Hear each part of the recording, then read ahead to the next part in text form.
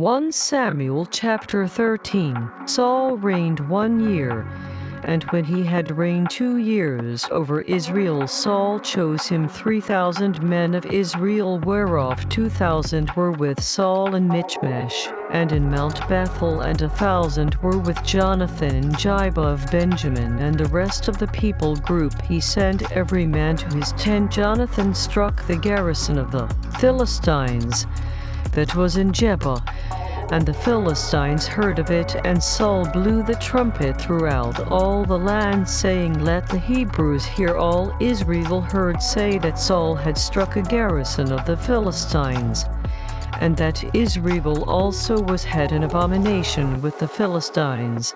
And the people group were called together after Saul to Gilgal. The Philistines gathered themselves together to fight with Israel, 30,000 chariots and 6,000 horsemen, and people group as the sand which is on the seashore in multitude. And they came up and pitched in Michmash eastward from Bethaven, when the men of Israel saw that they were in a strait, because the people group were distressed. Then the people group did hide themselves in caves, and in thickets, and in rocks, and in high places, and in pits. Some of the Hebrews went over Jordan to the land of Gad and Gilead. As for Saul, he was yet in Gilgal, and all the people group followed him trembling. He tarried 7 days according to the set time that Samuel had appointed, but Samuel came not to Gilgal, and the people group were scattered from him. Saul said, Bring here a burnt offering to me,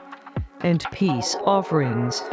And he offered the burnt offering. It happened that as soon as he had made an end of offering the burnt offering, look, Samuel came, and Saul went out to meet him, that he might salute him. Samuel said, What have you done? And Saul said, Because I saw that the people group were scattered from me, and that you came not within the days appointed, and that the Philistines gathered themselves together at Michmash. Therefore said I, The Philistines will come down now upon me to Gilgal, and I have not made supplication to he exists. I forced myself therefore, and offered a burnt offering. Samuel said to Saul, You have done foolishly. You have not kept the commandment of he exists, your supreme authority, mighty creator, which he commanded you, because now would he exists have established your kingdom rule upon Israel forever.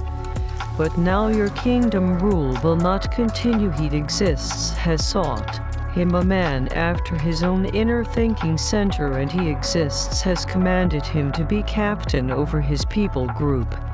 Because you have not kept that which he exists commanded you, Samuel arose and got him up from Gilgal to Gibeah of Benjamin. And Saul numbered the people group that were present with him, about 600 men. Saul and Jonathan his son and the people group that were present with them abode in Gibeah of Benjamin. But the Philistines encamped in Michmash. The spoilers came out of the camp of the Philistines in 3 companies. 1 company turned to the travel path that leads to offer to the land of Sheol. Another company turned the travel path to Beth-horon, and another company turned to the travel path of the border that looks to the valley of Zeboim toward the wilderness. Now there was no smith found throughout all the land of Israel, because the Philistines said, Lest the Hebrews make them swords or spears.